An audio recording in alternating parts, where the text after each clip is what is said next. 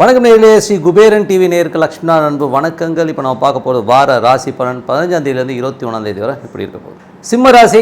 சிம்மராசிக்கு எப்படி இருக்கும் அப்படின்னும் போது, சிம்மராசிக்கு உங்களது ராசி அதிபதி சூரியன் ஆட்சி பலத்தோடய இருக்குது. அதுவும் 2/11ஆம் அதிபதி உங்களது ராசியிலே இருக்கும்போது பெரும் பணம் சம்பாதிக்கிறதுக்கான வாய்ப்பு இருக்குது. அதுவும் உங்களுக்கு சிம்ம லக்னமாக இருந்து புதன் திசை புத்தி அந்த நடக்கிறவங்களுக்கு ஒரு பெரிய பணம் உங்கள் பாக்கெட்டை நிரப்பும். நீங்கள் போகிற இடங்களில் கை வச்சதெல்லாம் வெற்றி பெரிய ஒரு பண மழை உங்களுக்கு பொழிவதற்கான வாய்ப்புலாம் ரொம்ப சிறப்பாக இருக்குது. அது நடக்கும். ஓகேங்களா. அது மட்டும் இல்லை, லக்னம் அதாவது உங்களது ராசி அதிபதியை ரொம்ப ஸ்ட்ராங்காக இருக்கும்பொழுது நீங்கள் நிறைய முடிவுகளை ரொம்ப காங்க்ரூட்டாக பர்ஃபெக்டாக எடுப்பீங்க. ஸோ அதனால் நல்ல வளர்ச்சி, நல்ல ஒரு நன்மை நடப்பதற்கான வாய்ப்புலாம் ரொம்ப சிறப்பாக இருக்குங்க. ஸோ அது ஒரு நல்ல விஷயம்தான். அது குடும்பத்திற்காக பெருசாக பண்ணணும். குடும்பம் சம்மந்தமான விஷயங்கள், அண்ணன் இதுவரை அண்ணங்கிட்ட நான் பேசுகிறதே கிடையாது, அந்த நாரபய மூஞ்சிலே முடிக்கக்கூடாதுன்னு நினச்சிட்டு இருக்கவங்க கூட இப்போ அந்த பகைமையெல்லாம் மறந்து ஸோ அண்ணங்கிட்ட பேசுறதுக்கான வாய்ப்புலாம் ரொம்ப சிறப்பாக ஒரு சுப நிகழ்ச்சிகள் சார்ந்த விஷயங்கள், குடும்பத்தில் புதிய நபர்கள் வருவதற்கான வாய்ப்புகள், ஒரு குழந்தையோ இல்லை ஒரு திருமணமாகி ஒருத்தர் வரோ, இந்த மாதிரி விசேஷங்களால் எல்லோரும் ஒன்று இணைவதற்கான வாய்ப்புலாம் நிறைய இருக்குது. ஸோ இதெல்லாம் நடக்கும். அப்புறம் அப்படி பார்க்கும்போது 3ஆம் இடம். ஸோ 3ஆம் அதிபதி சுக்கிரன் 12 இருக்கும். இந்த 3-12 போது கொஞ்சம் அலைச்சல்கள் இருக்கும். நிறைய இந்த மாதிரி நிகழ்ச்சிகளுக்காக அலைச்சல்கள் ஒரு கல்யாணமோ இல்லை ஏதோ ஒரு விஷயம் நடக்குதுன்னா இந்த அலைச்சல்கிறது தடுக்க முடியாது. ஸோ அதுக்காக கொஞ்சம் அலைவீங்க. ஒரு முயற்சிகள் பெரிய வெற்றிகள் உங்களுக்காக காத்திருக்கு. ஏன்னா உங்களுக்கு ராசி லக்னத்திலே இருக்கும், அது ஒரு ராசியிலே இருக்கும்போது பெரிய ஒரு வளர்ச்சியை கண்டிப்பாக கொடுத்துருங்க. ஸோ அதில் மாற்றம் இல்லை. அதுக்கப்புறம் பார்க்கும்பொழுது உங்களது வீடு சம்மந்தமான வீடு சொத்துக்கள் சம்மந்தமான விஷயங்கள், ஸோ வீடு சொத்துக்கள் சம்மந்தமான விஷயங்கள் நல்ல ஒரு ஆக்கப்பூர்வமான விஷயங்கள் இருக்கும். அப்பா அம்மாவனால் ஒரு நல்ல நன்மைகள் கிடைப்பதற்கான வாய்ப்புலாம் ரொம்ப சிறப்பாக இருக்குது. ஸோ அது ஒரு பெரிய ப்ளஸ் தான்.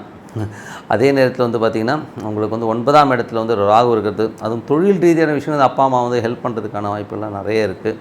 ஸோ அதுவும் ஒரு பெரிய ஒரு லெவலில் உங்களுக்கு முன்னேற்றத்தை தருவதற்கான வாய்ப்புலாம் நல்லாவே இருக்குது. 5ஆம் அதிபதி.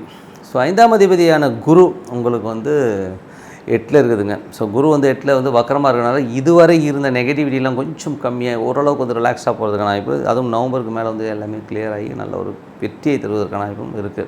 ஸோ அதனால் 8ல் ஒரு கிரகம் இருக்குன்னா நம்ம என்ன பண்ணணும்னா கொஞ்சம் பேராசையை கண்ட்ரோல் பண்ணிக்கிறது ரொம்ப ரொம்ப நல்லது. ஏன்னா அது வேணும் இது வேணும்னு சொல்லி ஏதாச்சும் அள்ளி போட்டுக்கிட்டு அதுக்கப்புறம் ஐயோ அம்மான்னு சொல்லிட்டு குதிகள் லாபமே இல்லை.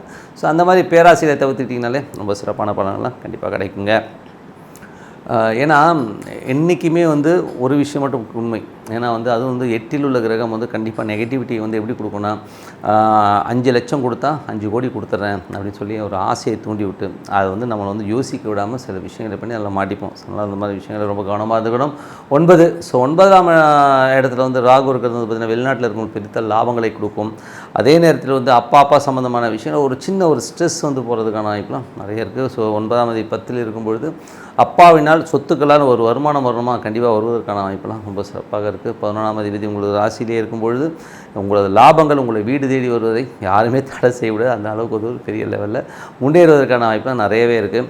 அதே நேரத்தில் உங்களது ராசியிலே சூரியன் ஆட்சி பலத்தோடு இருக்கும்போது ஈஸ்வர வழிபாடு பண்ணுறது ரொம்ப நல்லது. அது மட்டும் இல்லாமல் ஒரு அமைதியாக ஒரு இடத்துல உட்காந்து ஓம் நமச்சிவாய மனதார பிரார்த்தனை பண்ணுவது சிறப்பான பலன்கள்லாம் கிடைக்கும் சொல்லிட்டு உங்களிடம் விடைபெறுவது உங்கள் லக்ஷ்மி நாராயணன். நன்றி, வணக்கம். ஸ்ரீ குபேரன் டிவியை பார்த்தமைக்கு நன்றிகள். மேலும் இது போன்ற தகவல்களை தெரிந்து கொள்ள ஸ்ரீ குபேரன் டிவியை சப்ஸ்கிரைப் செய்யுங்கள். மறக்காமல் பெல் ஐக்கானை கிளிக் செய்யுங்கள்.